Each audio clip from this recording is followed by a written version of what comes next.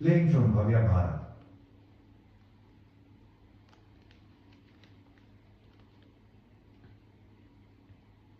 भगवत प्रेरणा से भक्ति की संवर्धना करते करते इनकी वृद्धावस्था आ गई। तब इन्होंने शास्त्र मर्यादा के रक्षण के लिए त्रिदंड संन्यास ग्रहण किया और भगवत चिंतन करते करते भगवान की नित्य लीला में प्रवेश कर गए। शुद्धाद्वैत सिद्धांत के मूल प्रवर्तक आचार्य श्री विष्णु स्वामी जी हैं और इस सिद्धांत के विशेष प्रचारक तथा प्रसारक श्री वल्लभाचार्य महाप्रभु जी हैं। यह भक्ति मार्ग पुष्टि मार्ग भी कहलाता है। श्री मध्वाचार्य जी, श्री भगवान नारायण की आज्ञा से स्वयं वायुदेव ने ही भक्ति सिद्धांत की रक्षा के लिए मद्रास प्रांत के मंगलूर जिले के अंतर्गत उडुपा क्षेत्र से 2-3 मील दूर वेलली ग्राम में भार्गव गोत्रीय नारायण भट्ट के अंश से तथा माता वेदवती के गर्भ से विक्रम संवत 1295 की माघ शुक्ला सप्तमी के दिन आचार्य मध्व के रूप में अवतार ग्रहण किया था। कई लोगों ने अश्विन शुक्ला दशमी को इनका जन्मदिन माना है, परंतु वह इनके वेदांत साम्राज्य के अभिषेक का दिन है, जन्म का नहीं। इनके जन्म के पूर्व पुत्र प्राप्ति के लिए माता पिता को बड़ी तपस्या करनी पड़ी थी। बचपन से ही इनमें अलौकिक शक्ति दिखती थी। इनका मन पढ़ने लिखने में नहीं लगता था, अतः यज्ञोपवीत होने पर भी ये दौड़ने कूदने फांदने तैरने और कुश्ती लड़ने में ही लगे रहते थे। अतः बहुत से लोग इनके पितृदत्त नाम वासुदेव के स्थान पर इन्हें भीम नाम से पुकारते थे। ये वायुदेव के अवतार थे, इसलिए यह नाम भी सार्थक ही था, परंतु इनका अवतार उद्देश्य खेलना कूदना था नहीं। अतः जब वेद शास्त्रों की और इनकी रुचि हुई तब थोड़े दिनों में इन्होंने संपूर्ण विद्या अनायास ही प्राप्त कर ली। जब इन्होंने संन्यास लेने की इच्छा प्रकट की तब मोहवश माता पिता ने बड़ी अड़चने डाली, परंतु इन्होंने उनकी इच्छा के अनुसार उन्हें कई चमत्कार दिखाकर, जो अब तक एक सरोवर और वृक्ष के रूप में इनकी जन्मभूमि में विद्यमान है, और एक छोटे भाई के जन्म की बात कहकर 11 वर्ष की अवस्था में अद्वैत मत के सन्यासी अच्युत पक्षाचार्य जी से संन्यास ग्रहण किया। यहाँ पर इनका सन्यासी नाम पूर्ण प्रज्ञ हुआ। संन्यास के पश्चात इन्होंने वेदांत का अध्ययन आरंभ किया। इनकी बुद्धि इतनी तीव्र थी कि अध्ययन करते समय ये कई बार गुरु जी को ही समझाने लगते और उनकी व्याख्या का प्रतिवाद कर देते। सारे दक्षिण देश में इनकी विद्वत्ता की धूम मच गई। एक दिन इन्होंने अपने गुरु से गंगा स्नान और दिग्विजय करने के लिए आज्ञा मांगी। ऐसे सुयोग्य शिष्य के विरह की संभावना से गुरुदेव व्याकुल हो गए। उनकी व्याकुलता देखकर अनंतेश्वर जी ने कहा कि भक्तों के उद्धारार्थ गंगा जी स्वयं सामने वाले सरोवर में परसों आएंगी, अतः वे यात्रा न कर सकेंगे। सचमुच इसी दिन उस तालाब में हरे पानी के स्थान पर सफेद पानी हो गया और तरंगे देखने लगी, अतएव आचार्य की यात्रा नहीं हो सकी। अब भी हर 12वें वर्ष एक बार वहां गंगा जी का प्रादुर्भाव होता है। वहां एक मंदिर भी है। कुछ दिनों के बाद आचार्य ने यात्रा की और स्थान स्थान पर विद्वानों के शास्त्रार्थ किए। इनके शास्त्रार्थ का उद्देश्य होता भगवत भक्ति का प्रचार, वेदों की प्रामाणिकता का स्थापन, मायावाद का खंडन और मर्यादा का संरक्षण। एक जगह तो इन्होंने वेद, महाभारत और विष्णु सहस्त्र नाम के क्रमशः 3, 10 और 100 अर्थ हैं ऐसी प्रतिज्ञा करके और व्याख्या करके पंडित मंडली को आश्चर्यचकित कर दिया। गीता भाष्य का निर्माण करने के पश्चात इन्होंने बद्री नारायण की यात्रा की और वहां महर्षि वेदव्यास को अपना भाष्य दिखाया।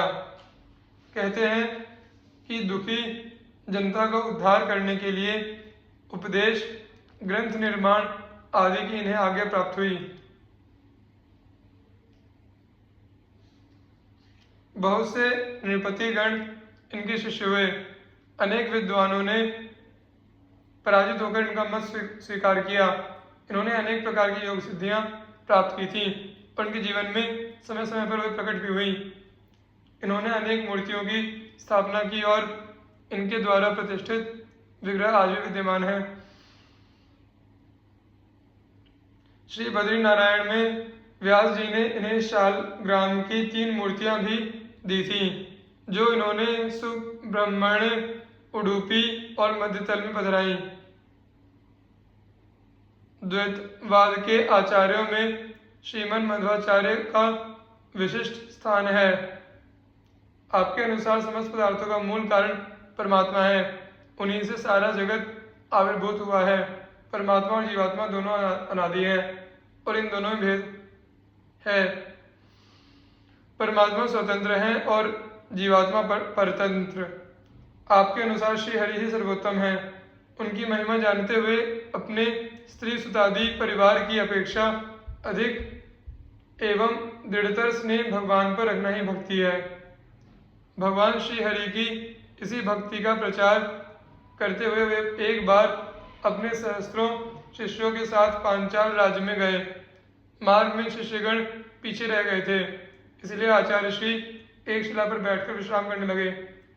थोड़ी ही देर में वे भगवान श्री हरि के ध्यान में मग्न हो गए और उन्हें बाह्य जगत का किंचित भी ज्ञान न रहा।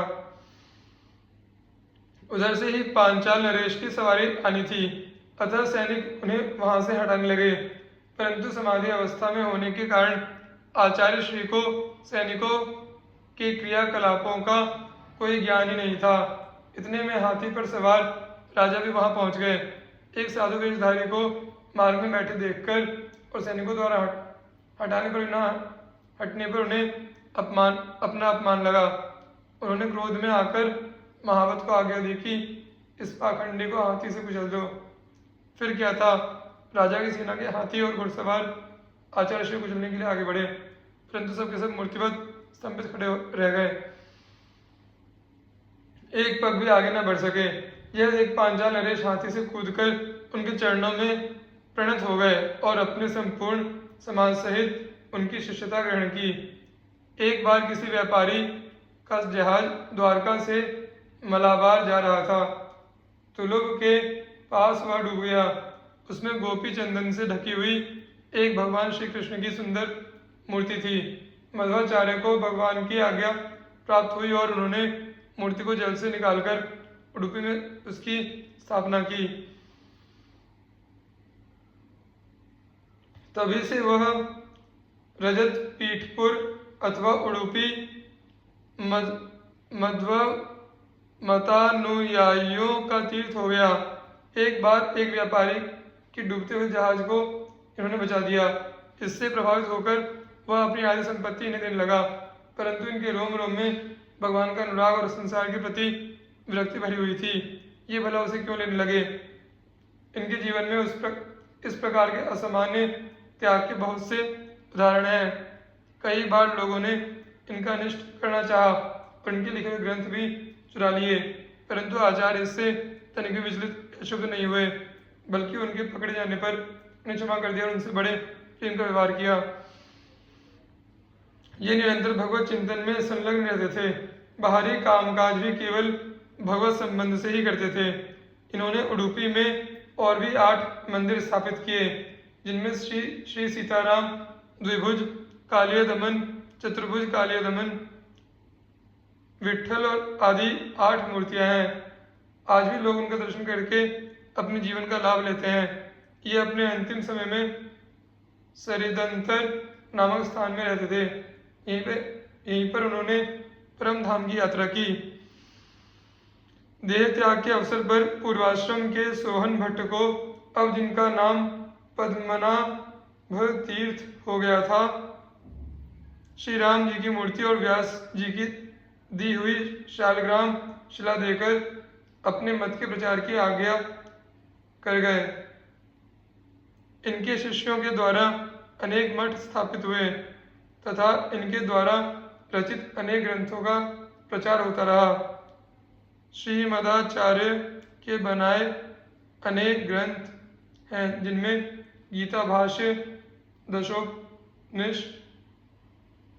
दशोपनिषद भाष्य, ब्रह्मसूत्र तात्पर्य बोधक, अनुव्याख्यान, ब्रह्मसूत्र अणुभाष्य, भागवत भारत, गीता तात्पर्य निर्णय, श्री कृष्णामृत, महार्णव आदि मुख्य हैं।